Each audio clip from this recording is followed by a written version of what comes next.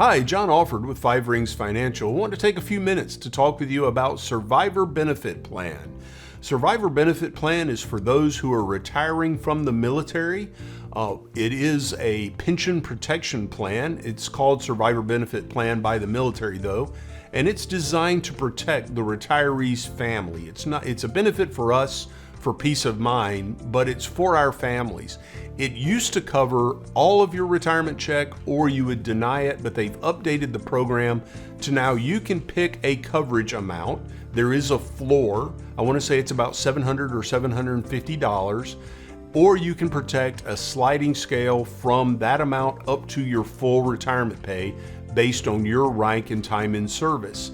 The good thing is Survivor Benefit Plan is meant to pay your surviving spouse 55% of the amount that you picked for the rest of his or her life. So that is a good guarantee for them.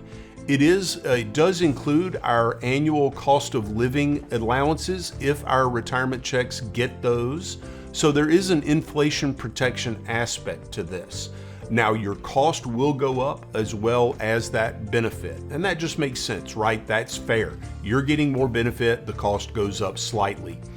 The other great thing about Survivor Benefit Plan compared to a personal plan is there's no qualifying. When you serve in the military and you retire, you are eligible for the Survivor Benefit Plan, regardless of age, health, any pre-existing medical conditions. If you are married and you're getting you have a spouse on your page 2, a military document, your spouse does have to co-sign any reduction in that Survivor Plan benefit. That is something you definitely need to discuss with your spouse. The Survivor Benefit Plan, because it is tied to your survivors, it does stop if the spouse that you are buying the protection for passes away.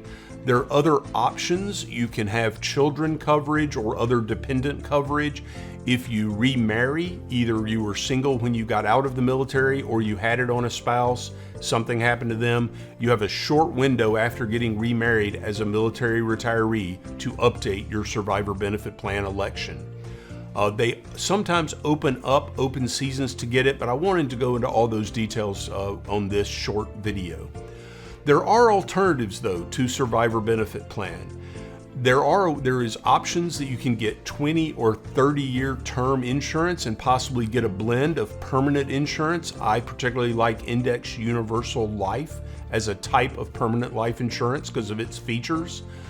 You need to compare the premium you would pay for Survivor Benefit Plan or the premium you would pay in a personal life insurance policy before you retire.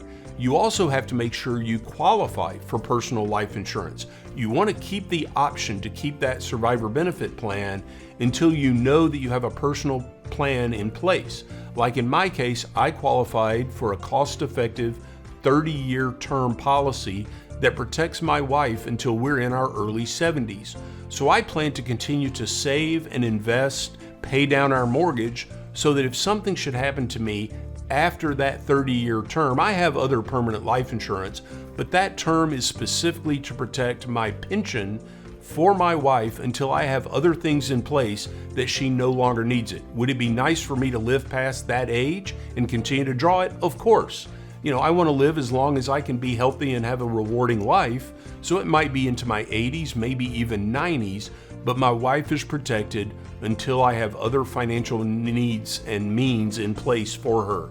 The other nice thing about a personal plan instead of SBP is, say something happened to my spouse while I still have that term policy in place.